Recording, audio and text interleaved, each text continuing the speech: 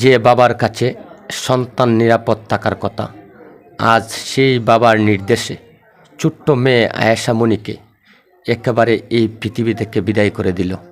এমন একটি ভয়ঙ্কর ঘটনা ঘটেছে পটুয়াখালী রাঙ্গাবালী উপজেলা সদর ইউনিয়ন মাঝনেতা গ্রামে 4 জানুয়ারি গত রবিবার দিন। সেই ছোট্ট আয়েশা মনির হত্যাকাণ্ডকে কেন্দ্র করে বাবা যে নাটক করেছেন শুনলে আপনাদের শরীরের পশম দাঁড়িয়ে যাবে। সেই বাবুল ফেদার স্ত্রী আসমতারা বেগম স্বামী সন্তানদেরকে ভালো রাখতে প্রবাসের মাটিতে পাড়ি জমিয়েছিলেন।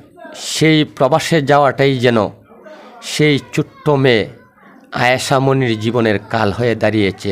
তারই বাবা বাবুল ফেদা। স্ত্রী প্রবাসে থাকা সত্ত্বে সেই বাবা বাবুল ফেদা পরকীয়া সম্পর্কে আসক্ত হয়ে যান। আর সেই পরকীয়া সম্পর্ক সেই ছোট্ট মেয়ে আয়েশা মনি দেখতে পায় এবং জানতে পায়। জানার এক পর্যায়ে সেই ছোট্ট আয়েশা মনি বুঝে না বুঝে তার মায়ের কাছে বিষয়টি শেয়ার করেছে এবং বড় বোনের কাছে শেয়ার করেছে। এই যেন বাবুল ফেদা সেই ছোট্ট 11 বছর বয়সের আয়েশা মনির উপর ক্ষিপ্ত হয়ে যায়।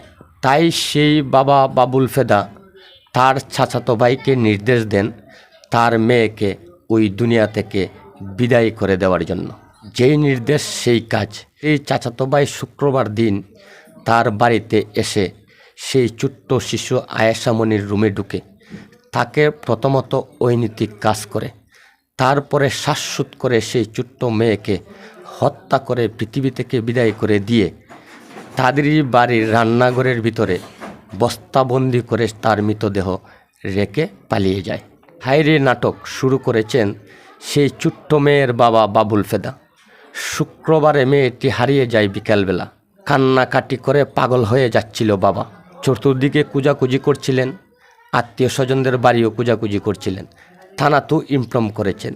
থানার লোকও কিন্তু শুক্রবার দিন এসে তল্লাশি করে সেই ছোট্ট মেয়ের সন্ধান পাওয়া যায়নি। সেই অভিনয়কারী বাবাই গত রবিবার দিন 4 জানুয়ারি তাদের বাড়ির রান্নাঘরের মাঝে বস্তাবন্দি অবস্থায় দেখতে পান ছোট্ট আয়েশা মনির মৃতদেহ। সেই হত্যাকাণ্ড আড়াল করতে যত ধরনের অভিনয় করতে হয় সেই বাবা ঠিক ওইভাবেই কিন্তু অভিনয় করেছিলেন মানুষের সামনে।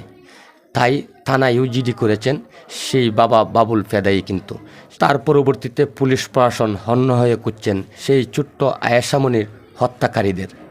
এক পর্যায়ে বাবা বাবুল ফেদাকে গ্রেপ্তার করেন পুলিশ প্রশাসন।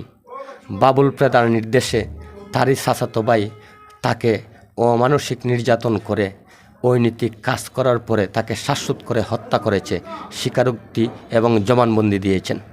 মেয়ে তার পরকীয়া দেখে ফেলায় আজ সেই বাবাই ইজ্জত সম্মান বাঁচাতে 11 বছরের আয়েশা মনিকে এই পৃথিবী থেকে বিদায় করে দিয়েছেন। তার কি শাস্তি আপনারা দাবি করেন?